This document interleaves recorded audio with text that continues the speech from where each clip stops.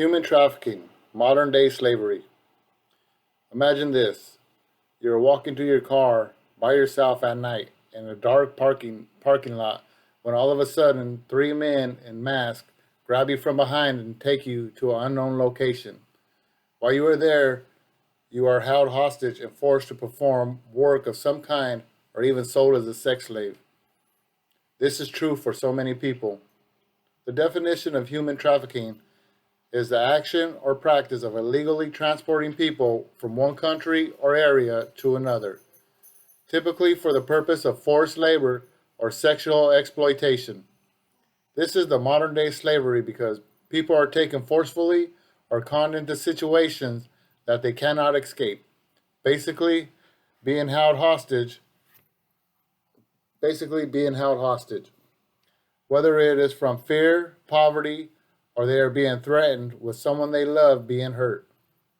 The three main points in this speech I will be covering are: who are the victims, who is responsible, and how can we protect ourselves from these horrific actions.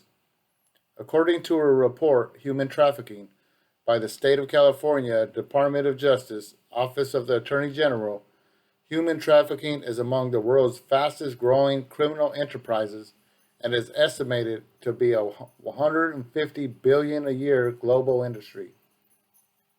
Let us start with who the victims are. There are anywhere from 600 to 800,000 individuals trafficked in the US every year. The majority are women and children.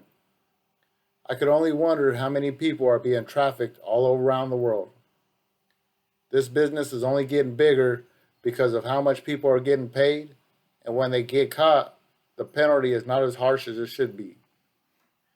Immigrants are exploited and promised a better life when they are smuggled into the US, only to find out they have to work for years or sometimes their whole life in order to pay off the debt that the traffickers say they owe. Other victims are runaways, kidnapped people, and foster children. They are forced to work in various jobs like restaurant businesses, construction, agricultural work, nail salons, massage parlors, and even prostitution. This business does not care about race, gender, or age. The traffickers will do anything for the money.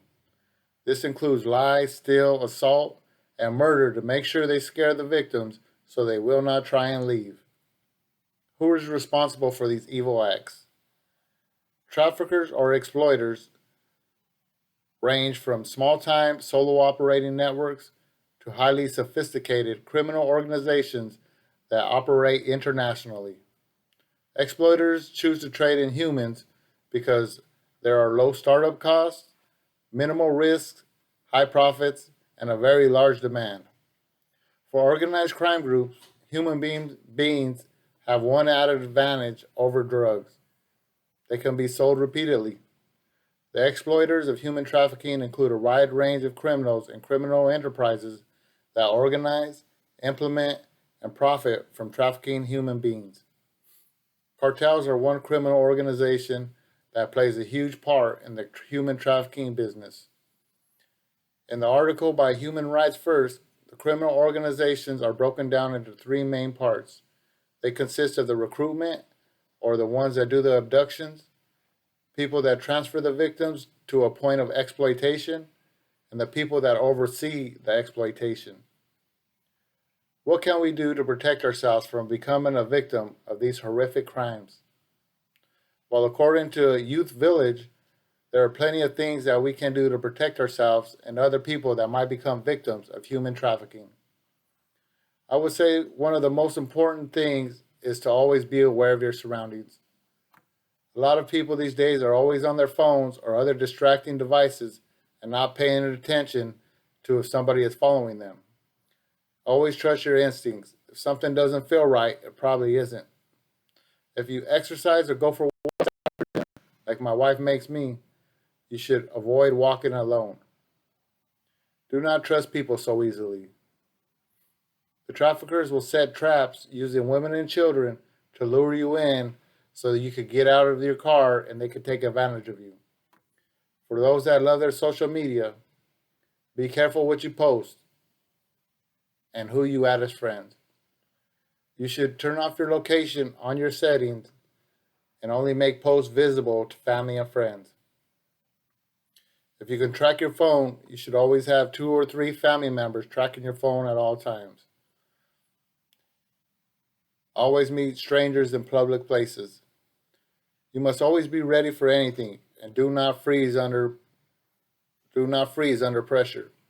This could be the difference between life and death. You should arm yourself with some type of self-defense weapon. I personally carry a 40 cal everywhere I go. But if you do not like guns, then you could put some pepper spray on your keychain or maybe even a taser. Anything that will help get the traffickers off or slow them down so you can get help and get away. If any of this ever happens to you, always yell for help and resist as much as you can and never give up. Now you know what the human trafficking business is all about and how we can work together to make a difference to help save the victims of this criminal enterprise. So there you have it. I just gave you plenty of information on the international billion-dollar business of human trafficking. You probably have not heard much about it because the news doesn't cover it. I just wanted to inform you and maybe save a life with bringing awareness to my fellow classmates. Remember, if you hear something out of the norm, then report it immediately. Help the victims of this world and speak up. The National Human Trafficking Hotline is where you can go to help bring the criminals to justice and save the innocent victims of this horrific business. Only you can make a difference of not becoming another number in the human trafficking criminal enterprise. Thank you.